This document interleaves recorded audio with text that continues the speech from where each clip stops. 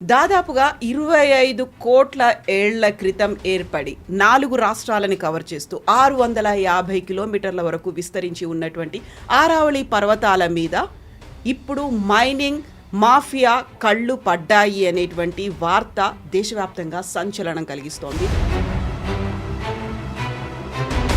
So Aravalli hills అనేవి ప్రపంచంలోనే అత్యంత పురాతనమైనటువంటి హిల్స్ మన ఎకోసిస్టమ్ని కాపాడుతున్నాయి. ప్రాపర్గా వర్షాలు పడడానికి, పొల్యూషన్ లేకుండా చేస్తున్నాయి, చలి రాకుండా ఉంటున్నాయి. మనకు ఒక బిగ్గెస్ట్ ఒక సేఫ్టీ సెక్యూరిటీ అందిస్తున్నటువంటి ఆ హిల్స్కి సంబంధించి వాటిని కొట్టేయాలి అనేటువంటి ఒక ఆలోచన వచ్చింది. అరావళి హిల్స్ అనేది థార్ డెజర్ట్ మన నార్త్ ఇండియన్ ప్లెయిన్స్కి సపరేట్ చేస్తుంది అనమాట. లేకుంటే ఎప్పుడో థార్ డెజర్ట్ ఢిల్లీ దాకా వచ్చేస్తుండే.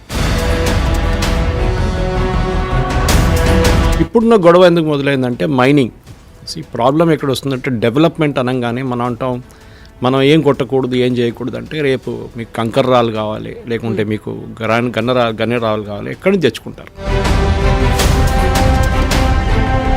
ఇప్పుడు ఏ పరిస్థితికి వచ్చేసామంటే బొగ్గు మన ఆస్ట్రేలియా నుంచి, ఇండోనేషియా నుంచి తెచ్చుకుంటున్నాం. మన దగ్గర బొగ్గు లేదని కాదు, కానీ ఇక్కడున్న స్కామ్లు కానీ, ఇక్కడున్న మిగతా మైనింగ్ రైట్స్ ప్రాబ్లం కానీ, ఒరిస్సా వైపు, ఆంధ్ర ఏజెన్సీ వైపు ఉన్న ప్రాబ్లం చూసి బట్ మైనింగ్ అంటే ఇప్పుడు ఆరావళికి సంబంధించి చూస్తే రేర్ మెటల్స్ అనేవి అక్కడ ఉన్నాయి, మనకు కావాల్సినవంతా సర్ప్లస్గా అక్కడ ఉన్నాయి అనేదే కదా తీస్తోంది. కాకపోతే అక్కడ అన్కంట్రోల్డ్గా మాఫియా అనేది రాబోతోంది, మైనింగ్ మాఫియా చేతిలోకి వెళ్ళబోతున్నాయి, మొత్తం దాన్ని డిమాలిష్ చేస్తారు అనేదే కదా భయం. కరెక్ట్, అది ఉంటుంది ఎప్పుడైనా, అది ఇప్పుడు కాదు, any time it is always a threat ఉంటుంది వాళ్ళకి. భయం ఎక్కడంటే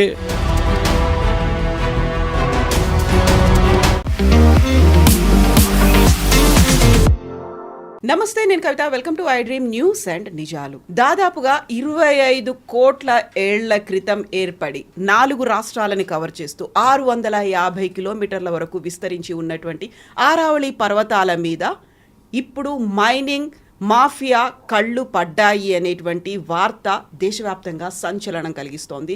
సేవ్ ఆరావళి హిల్స్ అనేటువంటి హ్యాష్ ట్యాగ్ కూడా సోషల్ మీడియాలో ట్రెండ్ అవుతోంది. కేంద్ర ప్రభుత్వం చేస్తున్నటువంటి అనేక తప్పిదాల్లో ఆరావళి పర్వతాల అంతం అనేది కూడా మరో తప్పిదంగా మారబోతోంది అనేటువంటి నిరసనలు ఎందుకని వినిపిస్తున్నాయి, ఎందుకని ఆరావళి గురించి అంతలా మనం మాట్లాడుకుంటున్నాం. మనతో పాటుగా ఉన్నారు సీనియర్ జర్నలిస్ట్ సురేష్ కొచాతిల్ గారు. సార్ నమస్తే. సో ఆరావళి హిల్స్ అనేవి ప్రపంచంలోనే అత్యంత పురాతనమైనటువంటి హిల్స్ మన ఎకోసిస్టమ్ని కాపాడుతున్నాయి. ప్రాపర్గా వర్షాలు పడడానికి, ఆ తర్వాత పొల్యూషన్ లేకుండా చేస్తున్నాయి, చలి రాకుండా ఉంటున్నాయి. మనకు ఒక బిగ్గెస్ట్ ఒక సేఫ్టీ సెక్యూరిటీ అందిస్తున్నటువంటి ఆ హిల్స్కి సంబంధించి వాటిని కొట్టేయాలి అనేటువంటి ఒక ఆలోచన వచ్చింది. బట్ వాటిని మనం సేవ్ చేసుకోవాలి. ఈ నినాదం ఎందుకని వినిపిస్తోంది? అరావళి హిల్స్ అనేది థార్ డెజర్ట్ మన నార్త్ ఇండియన్ ప్లెయిన్స్కి సపరేట్ చేస్తుంది అనమాట. లేకుంటే ఎప్పుడో థార్ డెజర్ట్ ఢిల్లీ దాకా వచ్చేస్తుండే. It's like a natural boundary. As much as Sahyadris separate చేస్తున్నట్లని హిమాలయా నుంచి ఇటువైపు ఉత్తరప్రదేశ్, బీహార్ వైపు వచ్చే ప్లెయిన్స్ని, హిమాచల్ వైపు వచ్చే ఆ మౌంటైన్ రేంజెస్ ఉన్నా కానీ ఇటువైపు అరావళి ఈజ్ వెరీ ఇంపార్టెంట్. ఇప్పుడున్న గొడవ ఎందుకు మొదలైందంటే మైనింగ్. ఈ ప్రాబ్లం ఎక్కడ వస్తుందంటే డెవలప్మెంట్ అనగానే మనం అంటాం మనం ఏం కొట్టకూడదు, ఏం చేయకూడదు అంటే రేపు మీకు కంకర రాళ్ళు కావాలి, లేకుంటే మీకు గన్నేరాలు కావాలి, ఎక్కడి నుంచి తెచ్చుకుంటారు. You have to get it from somewhere. ఇప్పుడు ఏ పరిస్థితికి వచ్చేసామంటే బొగ్గు మన ఆస్ట్రేలియా నుంచి, ఇండోనేషియా నుంచి తెచ్చుకుంటున్నాం. మన దగ్గర బొగ్గు లేదని కాదు, కానీ ఇక్కడున్న స్కామ్లు కానీ, ఇక్కడున్న మిగతా మైనింగ్ రైట్స్ ప్రాబ్లం కానీ, ఒరిస్సా వైపు, ఆంధ్ర ఏజెన్సీ వైపు ఉన్న ప్రాబ్లం చూసి చాలా మటుకు కంపెనీలు ఎందుకు ఈ లేనిపోయిన తలకం బయట నుంచి తెచ్చుకుంటున్నారు. బొగ్గు తెచ్చుకోవచ్చు మీరు, కానీ గ్రానైట్ తెచ్చుకోలేరు కదా. ఆ వెయిట్ మీరు షిప్స్లో తీసుకురాలేరు. దానికోసం మన వైపు నుంచి మైనింగ్ కూడా రెస్పాన్సిబుల్ మైనింగ్ అంటారు. ఇది కేరళలో కూడా ఇదే ప్రాబ్లం ఉంది, వెస్టర్న్ ఘాట్స్లో. ఎందుకంటే అక్కడ ఈకలాజికలీ కూడా చాలా సెన్సిటివ్ ఏరియా. మనకు తెలిసిందే కోయినా డ్యామ్ కానీ మిగతా స్ట్రక్చర్స్ అన్ని చూస్తే డ్యాముల దగ్గర ఎప్పుడు ఎర్త్క్వేక్స్ ఎక్కువ ఉంటుంది, భూకంపాలు ఎక్కువ వస్తాయి. దానికి కారణాలు చాలా ఉన్నాయి. వాటర్ బాడీ, ఇంత పెద్ద వాటర్ బాడీని స్టోర్ చేసేటప్పుడు దానికున్న జియాలజికల్ ఫాల్ట్తోనే చాలా మటుకు భూకంపాలు వస్తాయని చెప్తుంటారు. కానీ ఇక్కడ జరుగుతుంది ఏంటంటే ఇక్కడ డెఫినేషన్ మార్చలేదు యాక్చువల్లీ. రిచర్డ్ మర్ఫీ అనుకుంటా that his got a standard definition 1960 something. ఆయన చేసిన ఒక డెఫినేషన్ ఉంది. ఎనీథింగ్ అబోవ్ 100 మీటర్స్ని ఒక హిల్స్గా కన్సిడర్ చేస్తారు. ఓకే, దానికన్నా తక్కువ ఉన్న దాన్ని హిల్స్గా కన్సిడర్ చేయరు. అదొక definition, standard definition. So union government ఒక కమిటీని సెటప్ చేసినప్పుడు ఈ కమిటీ రికమెండేషన్స్ ఈ మాట చెప్పారు, సుప్రీంకోర్టు అంగీకరించారు. Correct, that is the correct definition. Anything below 100 meters మీరు మైనింగ్ చేసుకోవచ్చు, ఎనీథింగ్ అబౌవ్ 100 మీటర్స్ మీరు మైనింగ్ చేయకూడదని రెస్ట్రిక్షన్ పెట్టారు సుప్రీంకోర్టు. ఇప్పుడు కాంగ్రెస్ వాళ్ళు క్యాంపెయినింగ్ నడిపిస్తున్నారంటే బీజేపీ వాళ్ళు మొత్తం కొండలన్నీ అరావళి మొత్తం కొట్టిస్తున్నారని చెప్పి, కానీ భూపేంద్ర యాదవ్ గారు కన్సర్న్ మినిస్టర్ దాని గురించి ఒక డీటెయిల్ స్టేట్మెంట్ కూడా ఇచ్చారు, పార్లమెంట్లో ఇచ్చారు, బయట కూడా ఆయన స్టేట్మెంట్ ఒకటి ఇష్యూ చేశారు. అంటే మేము ఏం చేయట్లేదు, ఇప్పుడు we are waiting for supreme court's verdict, final verdict. ఇంకా ఫైనల్ వర్డిక్ రాలేదు, ఇప్పుడు వచ్చిందేమో ఇంటరిమ్ ఆర్డర్ అనమాట. దానికి కూడా ఒక లీగల్ ఛాలెంజ్ ఒక ఐ థింక్ హర్యానాను మధ్యప్రదేశ్ ఒక ఐఎఫ్ఎస్ ఆఫీసర్ ఛాలెంజ్ చేశారు. దాని కూడా ఈ డెఫినేషన్ ఏంటి, ఎవరు డిసైడ్ చేశారు 100 మీటర్స్ అని, దానికి లీగల్ ఛాలెంజ్, దానికి నోటీస్ ఇష్యూ చేస్తారు. అది ఇంకా 2-3 సంవత్సరాలు నడుస్తూనే ఉంటుంది. డెఫినెట్గా ఎన్వైరన్మెంట్ కాపాడుకోవాలి, దాంట్లో డౌట్ లేదు కవిత గారు. కానీ మనం సర్దార్ సరోవర్ ప్రాజెక్ట్ గుర్తుపెట్టుకోవాలి. సర్దార్ సరోవర్ ప్రాజెక్ట్ని ఎన్ని సంవత్సరాలు, ఎప్పుడు ఎన్ని 30-40 సంవత్సరాలు 50 సంవత్సరాల దాకా దాని డెవలప్మెంట్ ఆపి అక్కడ ఉన్న నీళ్ళంతా వేస్ట్ అయిపోతున్నప్పుడు కూడా మనం ఏం చేయలేదు. మేధా పాట్కర్ కానీ వీళ్ళందరూ కలిసి జల్ సమాధులు చేసి సర్దార్ ప్రాజెక్ట్ని కట్టనీయలేదు. నెహ్రూ టైం నుంచి స్టార్ట్ అయిన ప్రాజెక్ట్. కానీ ఫైనలీ మోదీ గారు వచ్చిన తర్వాత, దానికన్నా ముందు కూడా గుజరాత్ ముఖ్యమంత్రి ఉన్నప్పుడు ఈ ప్రాజెక్ట్ని ఫైనల్ స్టేజ్లో తీసుకొచ్చారు. సర్దార్ పటేల్ టైం నుంచి ఇంప్లిమెంట్ చేయాల్సిన ప్రాజెక్ట్ అది, దానికే సర్దార్ సరోవర్ అని పెట్టారు. దాని దగ్గరే ఆయన స్టాచ్యూ కూడా ఉంది కెవాడియాలో. సో మన వైపు కూడా చూస్తే మీరు నాగార్జున సాగర్ కానీ, శ్రీశైలం కానీ, అమరాబాద్ టైగర్ రిజర్వ్, అక్కడ కూడా చాలా పెద్ద కాంట్రవర్సీ ఉండే. ఆ టైగర్ రిజర్వ్ ఉండాలన్నా లేదా, అది కూడా సిటీ వైపు వచ్చేస్తే అక్కడ కూడా అపార్ట్మెంట్లు కట్టిస్తారని చెప్పి చాలా మటుకు డౌట్స్ ఉండే మనిషి. కానీ అరావళిలో డెఫినెట్లీ ఎస్ ప్రొటెక్షన్ ఉండాల్సిందే, ఎందుకంటే థార్ డెజర్ట్ని ఆపడానికి. కానీ మన ఎగ్జాంపుల్ చూస్తే ఆఫ్రికన్ డెజర్ట్స్ చూసి ఇదే ప్రాబ్లం జరిగింది ఆఫ్రికన్ డెజర్ట్లో. అక్కడున్న ఆఫ్రికా డెజర్ట్ నుంచి కంట్రోల్ చేయలేకపోతున్నప్పుడే ఆ డెజర్ట్ ఎక్స్పాండ్ అయిపోతుంది అనమాట కంప్లీట్గా. ఆఫ్రికా టుడే చాలా మటుకు ఆఫ్రికాలో ఒక నీళ్ళ క్రైసిస్ ఉంది, అక్కడ కారణం ఇది అనమాట. అరావళి నుంచి మీరు చెప్పినట్లు వస్తున్న రివర్స్ కానివ్వండి, అక్కడ వచ్చిన సిస్టమ్స్, రివర్స్ సిస్టమ్స్ కానీ, దాన్ని డెఫినెట్గా వీ షుడ్ ప్రొటెక్ట్, దాని డౌట్ లేదు. At the same time responsible mining చేయాల్సి వస్తుంది. అది మనం చూసాం, వేదాంత వ్యతిరేకంగా ఒరిస్సాలో జరిగిన గొడవ తర్వాత వాళ్ళు వెళ్ళిపోయారు అక్కడి నుంచి. వాళ్ళు బహుశా ఎక్కడో రష్యా వైపో లేకుంటే అటువైపో ఎక్స్ రష్యన్ స్టేట్స్ ఉంటారు కదా, అక్కడ వెళ్ళి వాళ్ళు పెట్టుకుంటారు. వాళ్ళకి ఎక్కడైనా దొరుకుతుంది ల్యాండ్, ప్రాబ్లం లేదు. కానీ మన వైపు ఉన్న ఎంప్లాయ్మెంట్ ఏమవుతుంది, అదొక చాలా ఇంపార్టెంట్ థింగ్. నక్సలిజం స్టార్ట్ కావడానికి కారణం కూడా అదే చెప్తారు. ఇప్పుడు మైనింగ్ వాళ్ళు వచ్చి అక్కడ ఆదివాసీల భూములు గుంజుకొని అక్కడ మొత్తం వీళ్ళు సత్యనాశ చేస్తున్నారు. దానికోసం మేము నక్సలిజం మూవ్మెంట్ స్టార్ట్ చేసాం, ప్రొటెక్ట్ చేయడానికి ఎన్వైరన్మెంట్. ఎగ్జాక్ట్లీ, ఇప్పుడు ఛత్తీస్గఢ్ ఆపరేషన్ కగార్ అనగానే అదే ముందుకు వస్తుంది. కరెక్ట్. హిద్మా గురించి చెప్తున్నాడు, హిద్మా ఇది ఆపారని చెప్తున్నారు. అది ఆపడేం కాదు, వీళ్ళు అదే మైనింగ్ వాళ్ళ దగ్గర నుంచి 2%, 3% వాళ్ళ టర్న్ ఓవర్ డబ్బులు గుంజుకుంటున్నారు. అది ఇంకో స్టోరీ అది. కానీ మీరు చెప్పిన దాని ప్రకారం రావ్లీ yes, it's very important, ecologically చాలా సెన్సిటివ్. సుప్రీంకోర్టు కూడా దీని ఇంకా ఫైనల్ డెసిషన్ నేను చెప్పినట్టు తీసుకోలేదు, ఇంకా ఏం చేయాలని చెప్పి వాళ్ళకు కూడా ఒక క్లారిటీ లేదు. 100 మీటర్స్ ఎస్ అదొకటి ఉంటుంది, 100 మీటర్స్ కానీ తక్కువ ఉన్నప్పుడు మైనింగ్ చేయవచ్చా, మైనింగ్ చేస్తే దాని డిఫాల్ట్ ఏం జరుగుతుంది అక్కడ అనేది చాలా పెద్ద ఒక ప్రశ్న. కానీ ఇప్పుడు దాంట్లో నేను చెప్పేది ఏంటంటే, ఇప్పుడు దీనికి ఒక బ్యాక్గ్రౌండ్ స్టోరీ కూడా ఒకటి ఉంది కవిత గారు. కేరళలో వెస్టర్న్ ఘాట్స్లో, అంటే it stretches from almost Kanyakumari Tamil Nadu వైపు నుంచి గోవా దాకా వెళ్ళి గుజరాత్ దాకా వెళ్తుంది ద వెస్టర్న్ ఘాట్. దానికి ఒక పెద్ద ప్రాబ్లం ఏం జరిగిందంటే, ఈ చాలా మటుకు ఫార్మర్స్ వచ్చి హిల్ టాప్స్ మొత్తం డెన్యూడ్ చేసేసారు. డెన్యూడ్ అంటే అక్కడ వెళ్ళి ఉన్న చెట్లన్నీ కొట్టేసి అక్కడ వాళ్ళు కాఫీ ప్లాంటేషన్స్, అది కాకుండా మిగతా అగ్రికల్చర్ మొదలుపెట్టారు. దాంతో ఏమైందంటే ల్యాండ్ స్లైడ్స్ మొదలైంది కేరళలో. సో అక్కడ ఫస్ట్ ఒక కమిటీని పెట్టారు, మాధవ్ గాడ్గిల్ కమిటీ అని కమిటీని పెట్టారు. ఆ కమిటీ చాలా రికమెండేషన్స్ ఇచ్చి, ఒకటి ఈ యానిమల్ అండ్ మ్యాన్ కాన్ఫ్లిక్ట్, అదొక టైగర్లు రావడం, ఏనుగులు రావడం చాలా, ఎందుకంటే వాళ్ళ న్యాచురల్ హ్యాబిటేట్ మీరు కొట్టేస్తున్నారు. అప్పుడు వాళ్ళు దిగొచ్చి హ్యాబిటేషన్ ఎక్కడెక్కడున్నా విలేజెస్కి వచ్చేస్తున్నారు తినడానికి, ఏమన్నా వాళ్ళకి ఏం లేదు అక్కడ దొరకట్లేదేమో, మీరు హిల్స్ అంతా కొండానికి కొట్టేశారు కంప్లీట్గా. అది పెద్ద గొడవ జరిగింది. వాళ్ళు ఏం రికమెండ్ చేశారంటే, చాలా మటుకు హ్యాబిటేషన్స్, హ్యూమన్ హ్యాబిటేషన్స్ ఎక్కడ ఉంచుకోవచ్చు, ఎక్కడ చేయకూడదు, ఎక్కడ మైనింగ్ చేయొచ్చు, ఎక్కడ మైనింగ్ చేయొచ్చు, చాలా డీటెయిల్గా రిపోర్ట్ ఇచ్చారు మాధవ్ గాడ్గిల్. పాపం ఆయన్ని దానికి చాలామంది ఆయన వ్యతిరేకంగా ప్రొటెస్ట్, అక్కడున్న చర్చ్ గ్రూప్స్ ఇన్వాల్వ్ అయ్యారు చాలా మటుకు. కేరళ గవర్నమెంట్ కూడా ఏం చేయకుండా వచ్చేసి వాళ్ళు ఒక సెకండ్ టైం కస్తూరి రంగన్ కమిటీని పెట్టారు. మన famous Kasturi Ranganji. Kasturi Rangan was a scientist at that same time, that is Rangarajan. So agricultural scientist, so ఆయన పట్టారు. ఆయన కూడా రికమెండేషన్ ఇచ్చి కానీ కొంచెం డైల్యూట్ చేసేసారు స్టాండర్డ్స్. మనం గుర్తుపెట్టుకోవాలి, it is not a small range. Aravalli still 4 states అని చెప్పండి, ఇక్కడ 6 స్టేట్స్ ఉంటాయి ఆల్మోస్ట్. కంప్లీట్ వెస్టర్న్ ఘాట్స్ అక్కడ ఒక న్యాచురల్ బ్యారియర్గా ప్రొటెక్ట్ చేస్తున్నారు. రేపు ఏమైనా సైక్లోన్ వచ్చినప్పుడు కూడా the first impact is at western Ghats. Even monsoon కూడా చూడండి, ఆ క్లౌడ్స్ని ఆపుతుంది వెస్టర్న్ ఘాట్స్. అక్కడి నుంచి చాలా మటుకు రివర్ సిస్టమ్ స్లో అవుతుంది. కేరళ కానీ కర్ణాటక కానీ ఏదైనా మీరు up to Goa you can see that effect. So దాన్ని కూడా we have to protect. Eastern Ghats అంత పెద్ద ప్రాబ్లం లేదు మనకి. Eastern Ghats is not so as dominant as western Ghats. Aravalli ఇది కూడా అంతే, సహ్యాద్రి కూడా అంతే. సహ్యాద్రిలో కూడా చాలా మటుకు కాంట్రవర్సీస్ ఉన్నాయి.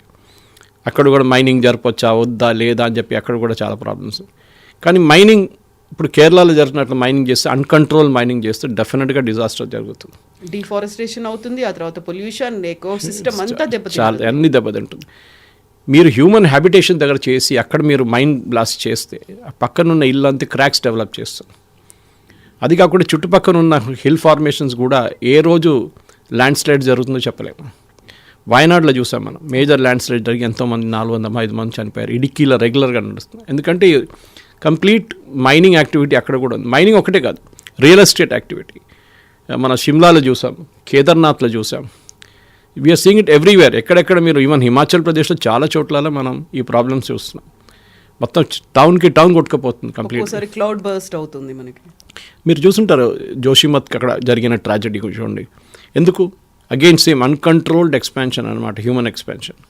సో మనం మైనింగ్ ఒక్కడే చూడకుండా, mining is a big factor. అది కాకుండా ఈవెన్ హ్యూమన్ సెటిల్మెంట్స్ కూడా ఆపాల్సి వస్తుంది. ఎందుకు ఇన్ని గెస్ట్ హౌస్లు టూరిస్ట్ స్పాట్స్లో? షిమ్లా చూడండి, మొత్తం కొండ మీద కొండ, ఏ రోజుకి ఎందుకు వస్తుందో తెలియదు. Wayanad is the same problem. మీరు టీ ఎస్టేట్, కాఫీ ఎస్టేట్స్ అని దానిపైన వెళ్ళి కట్టుకుంటే మొత్తం రూట్స్ లేదు, మట్టిని ఉంచుకోవడానికి రూట్స్ లేవు, చెట్లు లేవు. ఒక మంచి పెద్ద వర్షం పడగానే మొత్తం తీసుకెళ్ళిపోయి ఊర్లు కొట్టుకుపోతుంది అనమాట కంప్లీట్గా. సో మన సిటీలో కూర్చున్న వాళ్ళకి దీని ఇష్యూ ఎక్కువ తెలియదు. ఎందుకంటే we are living especially Deccan plateau. మనకి ప్లాటో ఉంది ఇక్కడ. ఇటు మౌంటైన్ ఫార్మేషన్ చాలా తక్కువ డెకెన్ ప్లాటోలో. కానీ వెస్టర్న్ ఘాట్స్ కానివ్వండి, సహ్యాద్రీస్ కానివ్వండి, అరావలి ఎప్పటి నుంచో, ఇది ఇప్పుడు కాదు, చాలా సంవత్సరాల నుంచి అరావలిలో ఈ ప్రాబ్లం ఉంది. మనకు అందరు తెలిసిందే మిస్టర్ బహుగుణ, చిప్కో మూమెంట్, సుందర్లాల్ బహుగుణ ఎందుకు చేశారు? అగైన్ చెట్లు కూడా అంతే సేమ్ థింగ్. చెట్లు కొట్టడం అని చాలా ఇదైపోయింది, కామన్ అయిపోయింది. ఒక పెద్ద డెవలప్మెంట్ ప్రాజెక్ట్ కానీ మన ఇప్పుడు చెవెల్లాకి వెళ్ళే రోడ్ హైవే గురించి పెద్ద కాంట్రవర్సీ. మొన్న అక్కడి నుంచి వచ్చాను నేను, గుల్బర్గా వెళ్ళి వస్తున్నట్టు చూశాను. కొన్ని ట్రీస్ వాళ్ళు ట్రాన్స్ప్లాంట్ చేస్తున్నారు. కానీ ఎక్కడో ఒక డెవలప్మెంట్లో ఏమవుతుందంటే we have to take a hit somewhere. Very రీసెంట్గా దామగుండంలో నేవీ రాడార్ ఏర్పాటు చేయాలన్నప్పుడు కూడా ఇదే ప్రొటెస్ట్ వచ్చింది. అది కానీ అక్కడ I think the protest is motivated politically. ఎందుకంటే ఆ నేవీ వాళ్ళు, ఆర్మీ వాళ్ళు వాళ్ళ ఏరియాలో వెళ్ళి చూడండి. ఇప్పుడు మా వైపు రండి, మీరు బొలారం వైపు రండి, అల్వాల్ బొలారం వైపు. వాళ్ళు లేకుంటే అక్కడ ఇప్పుడు దాకా మల్టీ స్టోరీ అపార్ట్మెంట్ వచ్చేస్తుంది అక్కడ. ఆ గ్రీనరీ కానీ వాళ్ళు చాలా బాగా మెయింటైన్ చేసుకుంటారు. బ్రిటిష్ వాళ్ళు ఎట్లా వెళ్ళారో ఇప్పుడు కూడా అట్లనే ఉంది అక్కడ. చాలా తక్కువ కన్స్ట్రక్షన్ చేస్తారు ఆర్మీ వాళ్ళు. సో నేవీ ప్రాజెక్ట్, ఎస్, అది ఒక లో ఫ్రీక్వెన్సీ సబ్మెరీన్ ప్రాజెక్ట్. అది వాళ్ళు డెఫినెట్గా వాళ్ళు డిఫారెస్టేషన్ చేయరు, అఫారెస్టేషన్ చేస్తారు. వాళ్ళకు కూడా చాలా మటు స్ట్రాటజిక్ ఇంపార్టెన్స్ ఉంది దానికి. ఆ ఏరియా డెఫినెట్గా అనంతగిరి పక్కన ఉన్నంత ఆల్మోస్ట్ ధ్వంసం చేసేసారు కంప్లీట్గా. మనకు తెలిసిందే, not with the naval project, దానికన్నా ముందే గండిపేటకి వస్తున్న నీళ్ళు, that is from Osman Sagar and Himayat సాగర్కి వచ్చే నీళ్ళు వికారాబాద్ నుంచి వస్తుంది, అక్కడ అనంతగిరి నుంచి వస్తుంది అనమాట. ఆ గుడి పక్క నుంచి స్టార్ట్ అవుతుంది అది. కానీ ఆ నీళ్ళు వస్తూ ఫామ్ హౌస్లు కట్టుకున్నారు, ఆ నాళాలన్నీ డైవర్ట్ చేసేసారు. ఇప్పుడు నీళ్ళు హిమాయత్ సాగర్, ఉస్మాన్ సాగర్కి రావట్లేదు నీళ్ళు. వాటర్ సోర్సెసే కాదు మనకి, ఇప్పుడు మన కృష్ణా కానీ గోదావరి మీద డిపెండ్ అవుతున్నాం ఎక్కువ. అరావలి డెఫినేషన్కి వచ్చాక లార్జర్ డిబేట్ జరగాల్సిందే. మన వైపు కూడా చూడండి కవిత గారు, మీరు హైదరాబాద్ నుంచి 20-30 కిలోమీటర్ దూరం వెళ్ళండి, కొండలు కొట్టేస్తున్నారు కంప్లీట్గా. కాజాగూడ చూడండి, Khajaguda use to be a rock climbing destination. Shamirpet, exactly, మేము మిషన్ భగీరథ కడుతున్నాం అని చెప్పి షామీర్పేట్లో ఉన్న మొత్తం కొండలు కొట్టేశారు. కట్టారా? కట్టలేదు. రిజర్వాయర్ కూడా కట్టలేదు. అక్కడ ఉన్న ఒక గుడి ఉందని చెప్పి చాలా మటుకు హ్యాపీ పెట్టారు, లేకుంటే అది కూడా పోతుండే. ఒక వెంకటేశ్వర గుడి ఉంది షామీర్పేట పైన. ఎందుకు? సిటీ ఎక్స్పాన్షన్, రియల్ ఎస్టేట్ అనేది ఒకటి ఇక్కడ వచ్చింది. లేదు, షామీర్పేటలో ఆలోచించండి, అట్లాంటి rocks it form millions of years ago. Khaja కూడా అంతే.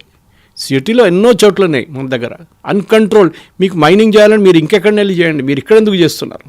బట్ మైనింగ్ అంటే ఇప్పుడు ఆరావళికి సంబంధించి చూస్తే రేర్ మెటల్స్ అనేవి అక్కడ ఉన్నాయి, మనకు కావాల్సినవంతా సర్ప్లస్గా అక్కడ ఉన్నాయి అనేదే కదా తీస్తోంది. కాకపోతే అక్కడ అన్కంట్రోల్డ్గా మాఫియా అనేది రాబోతోంది, మైనింగ్ మాఫియా చేతిలోకి వెళ్ళబోతున్నాయి, మొత్తం దాన్ని డిమాలిష్ చేస్తారు అనేదే కదా భయం. కరెక్ట్, అది ఉంటుంది ఎప్పుడైనా, అది ఇప్పుడు కాదు, any time it is always a threat ఉంటుంది వాళ్ళకి. భయం ఎక్కడంటే మన హిస్టరీకి వెళ్తే మనం ఎట్లా బిహేవ్ చేసాం చూస్తే, మనం సింగరేణి నుంచి మన ధన్బాద్ దాకా వెళ్తే, ధన్బాద్ చూడండి బీహార్లో, అంటే సింగరేణిలో మాఫియా ప్రాబ్లం లేదు, బీహార్లో ధన్బాద్ కానీ ఆ ఏరియా మొత్తం ఒక మాఫియా చేతిలో ఉంది. ఇప్పుడు కూడా చాలా మటుకు తగ్గింది అనుకోండి, కానీ even now it is there. Coal mafia అనేది స్మగ్లింగ్ మాఫియా.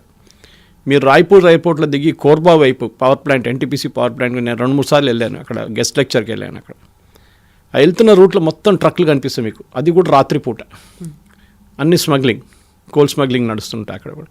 ఈ మాఫియా అనేది వాళ్ళకి ఏంటంటే వాళ్ళకి డబ్బులు సంపాదించాలి ఎట్లయినా.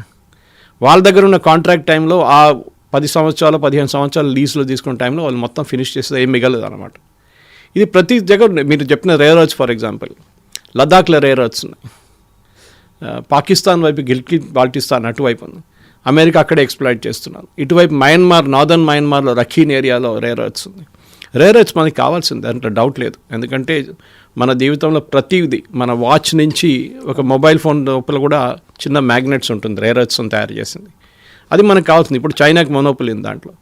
కానీ అక్కడ కూడా కవిత గారు ఎప్పుడు చూస్తే మీరు ఒక డిఫైన్డ్ మాఫియా ఉంటుంది అడ్డుకోవడానికి కూడా.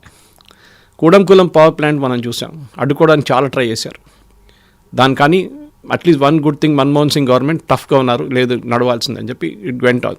బట్ స్టెర్లైట్ ప్లాంట్ని క్లోజ్ చేయించారు, పొల్యూషన్ ఉంది, అది ఉంది, ఇది ఉంది అని చెప్పి. ఇండియా నెట్ ఇంపోర్టర్గా అయిపోయారు. ఇప్పుడు మనం బయట నుంచి తెప్పించుకుంటాం కాపర్, వివర్ ఎక్స్పోర్టర్.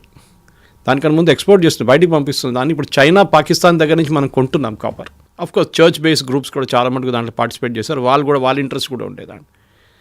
కానీ ఒక ప్లేస్లో అది ఏజెన్సీ ఏరియాలో ఉండొచ్చు, మన శ్రీకాకుళం కానీ విజయనగరం వైపు ఉండొచ్చు, మన ఛత్తీస్గఢ్లో ఉండొచ్చు మీరు చెప్పినట్లు. సేమ్ టైం మధ్యప్రదేశ్లో కొన్ని ఏరియాస్ ఉన్నాయి, జార్ఖండ్ ఉంది, మహారాష్ట్ర వైపు ఉంది కొన్ని ఏరియాస్లో.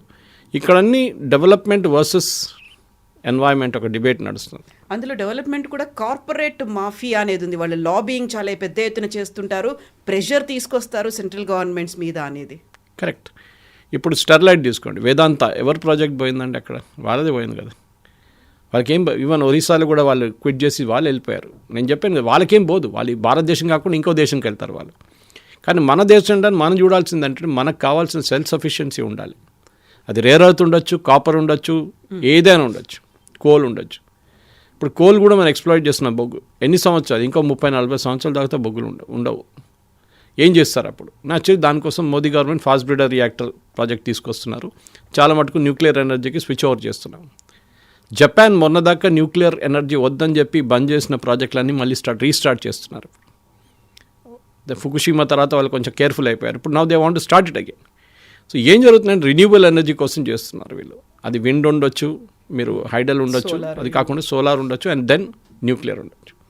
Nuclear is not technically renewable, but in terms of అది ఒక లైఫ్ చాలా పెద్ద ఉంటుంది, అంటే లైఫ్ ఉంటుంది, స్పాన్ ఉంటుంది. అరావళి డిబేట్ నుంచే పెద్ద డిబేట్ మొదలవుతుంది. అండ్ డెఫినెట్గా అరావళి ఒక ప్రిక్యూసర్గా ఉంటుంది. అంటే వెస్టర్న్ ఘాట్ కంట్రవర్సీ కూడా దీంతోనే. ఏం చేయబోతున్నారు వెస్టర్న్ ఘాట్స్లో? వెస్టర్న్ ఘాట్లో మీరు మైనింగ్ అలౌ చేయకుండా కూడా మీ ఇల్లు అలౌ చేస్తున్నారు కొండపైన, మీరు చర్చెస్ అలౌ చేస్తున్నారు కొండపైన, మీరు అఫారెస్టేషన్ చేస్తున్నారు, చెట్లు కొట్టేస్తున్నారు కొండల మీద. అదే అలౌ చేయాలన్నా వద్దని ఎవరు అడగట్లేదు. దానికి కూడా పెద్ద క్వశ్చన్ ఉంది. Why only mining mafia? Also this mafia should be contained అన్నమాట. కస్తూరి రంగన్ రిపోర్టు, మాధవిల్ గాడ్గిల్ రిపోర్ట్ అన్నీ పక్కన పెట్టేశారు. ఇప్పుడు ఆ రిపోర్ట్ ఎవ్వరు పట్టించుకోవట్లేదు. అండ్ డెఫినెట్లీ అక్కడ కూడా ఎవరైనా కోర్టుకి వెళ్ళి దీన్ని వ్యతిరేకించాల్సిందే. డెఫినెట్గా గుడ్ డిబేట్, ఎందుకంటే ఈ 100 మీటర్స్ అనే కాన్సెప్ట్ సైంటిఫిక్గా వచ్చింది. సో అది ఏదో ఉట్టే కబర్డ్ నుంచి ఏదో ఎవరు తీసి పెట్టలేదు ఆ point. This real good debate జరగాల్సింది. ఇంకొక పాసిబ్లీ 6 నెలల్లో లేకుంటే సంవత్సరం పాటు ఇది నడుస్తుంది. అప్పుడు దాకా భూపేంద్ర యాదవ్ చాలా క్లియర్గా చెప్పారు, we will not issue any mining leases till supreme court final decision తీసుకునే దాకా మేమేం చేయము. కాంగ్రెస్ వాళ్ళు ఒక నెగటివ్ క్యాంపెయిన్ నడిపిస్తున్నారు. Not even 1% of the entire area today is under mining. 1.44 lakh square కిలోమీటర్స్లో 0.19% మాత్రమే. కాకపోతే అక్కడే ఆన్సరబుల్గా ఉన్నారా, వాళ్ళు చెప్పిన దాన్ని ఖచ్చితంగా ఫాలో అవుతారా అనేటువంటిది. ఎందుకంటే ఈ ప్రెషర్స్ ఇవన్నీ ఉన్న తర్వాత హూ కంట్రోల్స్ అనేది ఒకటి వస్తుంది. రోజు మానిటర్ చేస్తారా? ముందులాగా ఫిజికల్ మానిటరింగ్ పాసిబుల్ కాదు. ఇప్పుడు మీరు శాటిలైట్ మానిటరింగ్ చేస్తారు చాలా మటుకు. మీరు డెన్యూడ్ అయిన ఏరియా పైనుంచి శాటిలైట్ తీసుకుంటే బిఫోర్ అండ్ ఆఫ్టర్ మీకు చాలా క్లియర్గా కనిపిస్తుంది. అది మీరు గండిపేట తీసుకోండి, ఉస్మాన్ సాగర్ పాతది 30 సంవత్సరాల ముందు ఇస్రో తీసుకున్న పిక్చర్స్, ఇప్పుడు తీసుకున్న పిక్చర్స్ చూడండి, మన చెరువులు చూడండి, అన్నీ అదే సంగతి. ఎవ్రీథింగ్ ఈజ్ గ్రాప్డ్, చిన్నగా అయిపోతుంది. అక్కడేమో ఎక్స్పాండ్ అవుతుంది అరావలీలో. So we have to monitoring should be technically not physically. ఎన్ని స్క్వేర్ కిలోమీటర్సో ఎన్ని మీటర్సో ఈ రోజుకి ఎంత తవ్వుతున్నారు అనేది కాదు. And second, as far as possible public sector అండర్టేకింగ్స్ని ఇన్వాల్వ్ చేయాల్సి వస్తుంది. కానీ వాళ్ళ దగ్గర డబ్బులు ఎక్కువ లేవు. ప్రైవేట్ సెక్టర్ దగ్గర డబ్బులు ఉంటుంది, వాళ్ళు ఎక్స్ప్లాయిట్ చేయడానికి రెడీగా ఉంటారు. ఒక బ్యాలెన్స్ ఉండాలి కవిత గారు. That's what the entire thing boils down to. Environment versus sustainability ఉండాలి ఒకటి, ఎన్వైర్న్మెంట్ వర్సెస్ డెవలప్మెంట్ ఉండాలి. రెండు కావాలి మనకి. ఇది ఎన్వైర్న్మెంట్ చూసుకుంటూ కూర్చొని డెవలప్మెంట్ ఎప్పుడు జరగదు. రేపు మనం చెప్పినట్లు కంకరాలు కూడా బయట నుంచి తెప్పించుకోవాల్సి వస్తుంది. ఆ పరిస్థితికి వచ్చేసాము. ఇప్పుడు మన శాండ్ మైనింగ్ చూడండి, చాలా మటుకు మన రివర్స్ని తీస్తున్నారు. దాంతో ఏమవుతుంది, బ్రిడ్జెస్ వీక్ అయిపోతుంది. చాలా మటుకు బ్రిడ్జెస్ మనం చూస్తున్నాం వర్షాకాలంలో పడిపోతుంది, యాక్సిడెంట్ జరుగుతుంది. బ్లేమ్ ఎవరిని చేస్తారు? గవర్నమెంట్ బ్లేమ్ చేస్తారు. కానీ అక్కడ దాని నుంచి ఇసుక తీసుకెళ్తున్నారు ఎవరు? క్వాలిటీ కన్స్ట్రక్షన్ లేదు అనేది వస్తుంది అక్కడ. కేరళలో మా దగ్గర భారతపుడ అని చెప్పి it's a big river that flows into the sea from the mountains. ఆ రివర్లో ఎన్నో సంవత్సరాల నుంచి ఇసుక తీసి ఇప్పుడు ఆ రివర్ కోర్సే మార్చేసింది. ఒకవైపు వెళ్ళిపోయింది అది కంప్లీట్గా. ఇప్పుడు అక్కడ ఇసుక లేదు, ఏం లేదు అక్కడ. వైల్డ్ గ్రోత్ వచ్చేసింది. ఆ రివర్ని కంట్రోల్ చేయలేకపోతున్నారు. దాంతోనే అక్కడ మీకు చాలా మటుకు లెసన్స్ వచ్చాయి. ఎందుకంటే కేరళలో ఇసుక లేదు, తమిళనాడు నుంచి కర్ణాటకని తెప్పించుకుంటున్నారు ఇప్పుడు. ఆ పరిస్థితికి వచ్చేసారు. So you don't have, so you get from somewhere. చాలా మటుకు మనం చూస్తున్నాం రోబో శాండ్ లాంటి శాండ్ కూడా యూజ్ చేస్తున్నారు ఇప్పుడు కన్స్ట్రక్షన్ సెక్టర్లో. ఎందుకంటే న్యాచురల్ శాండ్ దొరకట్లేదు మీకు. ఇదే సేమ్ ప్రాబ్లం మీకు గ్రానైట్లో కూడా రాబోతుంది, రేపు రేర్ ఎర్త్స్లో కూడా రాబోతుంది. రేర్ ఎర్త్స్ భారతదేశంలో మోదీ గవర్నమెంట్ ఒక పాలసీ పెట్టారు ఆల్రెడీ. 9 సంవత్సరాల్లో we should be self sufficient in rare earths అని చెప్పి ఒక బడ్జెట్ కూడా పెట్టారు దానికి. బహుశా రేర్ ఎర్త్స్ అక్కడ ఒకటే కాదు, చాలా చోట్ల ఉన్నాయి. We should do it. మీరు చెప్పినట్లు it be responsible. That is the main thing. కాకుంటే మొత్తం అంతా మోదీ చుట్టేపడు. మోదీ బోల్డ్ అన్ని తప్పిదాలు చేస్తూ వస్తున్నారు. అందులో ఇది ఇంకొక మేజర్ తప్పిదంగా అవబోతోంది అనేది. అందులో అక్కడ విలేజర్స్ ప్రొటెస్ట్ చేస్తున్నారు, బయటకు వచ్చి మాట్లాడుతున్నారు. రాజస్థాన్ మొత్తంగా ఎడారిగా మారిపోతుందని. ఢిల్లీలో ఇప్పటికే పొల్యూషన్ అనేది ఎక్కువ ఉంది. గ్రీన్ లంగ్గా అరావలి హిల్స్ అనేవి ఉంది. దీన్ని కొట్టేస్తే వాట్ అబౌట్ ఢిల్లీ అనేది. సో ఇదంతా మనకి ఎక్కువ చలి విపరీతంగా వచ్చే ఛాన్సెస్ ఉన్నాయి. సౌత్కు కూడా అది విస్తరిస్తుంది అనేమాట. వీటన్నిటిని దృష్టిలో పెట్టుకుని అసలు గవర్నమెంట్లో ఎవరైనా వాళ్ళకి సజెషన్స్ ఇచ్చే వాళ్ళు ప్రాపర్గా ఉన్నారా, టెక్నికల్ ఎక్స్పర్ట్స్ ఉన్నారా లేదా, ఇవన్నీ వినిపిస్తున్నాయి. సుప్రీంకోర్టులో ఉంది ఇప్పుడు, గవర్నమెంట్ దగ్గర కూడా లేదు ఇప్పుడు. This out of governments hand. Supreme court decide చేస్తున్నారని వాళ్ళ టెక్నికల్ కమిటీ వాళ్ళ దగ్గర ఉంది, అడ్వైజర్స్ ఉన్నారు, వాళ్ళకి చాలా మటుకు వాళ్ళు చూసుకుంటారు. ఇది ఒక పొలిటికల్ క్యాంపెయిన్ నడుస్తుంది. ఎందుకంటే రాజస్థాన్ నుంచి ఢిల్లీ వైపు ఇప్పుడు మీరు చెప్పిన ఢిల్లీలో జరుగుతున్న AQI లెవెల్స్కి స్టబుల్ బర్నింగ్, పంజాబ్లో, హర్యానాలో, కొంత మటుకు యూపీలో జరుగుతున్న స్టబుల్ బర్నింగ్తోనే ఇది నడుస్తుంది. ముందు ఏమన్నారు, దీవాళీ టైంలో పటాకాలు కాల్చున్నా చెప్పి ఇది నడుస్తుందని చెప్పి దీవాళీ టైంలో పటాకాలన్నీ బ్యాన్ చేశారు. ఇప్పుడు we are now in close to January. ఇప్పుడు పటాకాలు ఏమైనా ఉన్నాయండి? దీవాళీ ఏమైనా ఉందా? మళ్ళీ ఎట్లా వస్తుంది అక్కడ? AQI లెవెల్స్ ఎట్లా తగ్గింది? AQI లెవెల్స్ కల్కటాలో తగ్గింది. ఎట్లా తగ్గింది మీరు చెప్పండి. మీరు ఢిల్లీని తిడుతున్నారు, అదే 500 AQI కల్కటాలో ఉంది. ఎవరు ప్రొటెస్ట్ చేయట్లేదు అక్కడ. ఢిల్లీలో మీరు ఫస్ట్ స్టబుల్ బర్నింగ్ ఆపండి. మరి అక్కడ పని చేయరు, అది పొలిటికల్ డిసిషన్. అది వీళ్ళు తీసుకుంటలేరు. పంజాబ్ ఉన్న గవర్నమెంట్ చేయట్లేదు, హర్యానా గవర్నమెంట్ చేయట్లేదు, చాలా మటుకు ఈవెన్ యూపీ గవర్నమెంట్ చేయట్లేదు. వీళ్ళు ముగ్గురు కలిసి చేస్తే చాలా మటుకు పంజాబ్ 90% డ్యామేజ్ పంజాబ్ వైపు నుంచి వస్తుంది. ఎక్కువ గోధుమ ఉంటుంది, అది బర్నింగ్ చేస్తారు, స్టబుల్ బర్నింగ్. దానికోసం వాళ్ళు ఎక్విప్మెంట్ తయారు చేసి ఇచ్చారు వాళ్ళకి. వాళ్ళు ఎట్లా దాన్ని కంట్రోల్ చేయాలి, దాన్ని రీయూస్ ఎట్లా చేయాలని చెప్పారు. కానీ వాళ్ళు వాడుకుంటలేరు, ఎందుకంటే కొన్ని ఎక్స్ట్రా కాస్ట్ పడుతుంది దానికి. ఆ సబ్సిడీ కూడా ఇచ్చారు, అప్పుడు కూడా వాళ్ళు వాడుకుంటలేరు. సో డెఫినెట్గా పనిష్మెంట్ అనేది ఒకటి ఉండాలి. ఢిల్లీ AQI లెవెల్స్ చూసి అక్కడున్న ఇప్పుడున్న రేఖా గుప్తా గవర్నమెంట్ తిట్టడం కాదు. దీనికన్నా ముందు షీలా దీక్షిత్ ఉన్న టైంలో కూడా జరిగింది. కానీ ఆ టైంలో పంజాబ్లో ఉన్న స్టబుల్ బర్నింగ్ అంత ఎక్కువ లేకుండే. దాని తర్వాత వచ్చిన అరవింద్ కేజ్రీవాల్ గవర్నమెంట్ టైంలో కూడా AQI 380, 400 దాకా వచ్చింది. అప్పుడు ఎవరు ప్రొటెస్ట్ చేయలేదు. ఇప్పుడు ఒక పొలిటికల్ ప్రొటెస్ట్ నడుస్తుంది.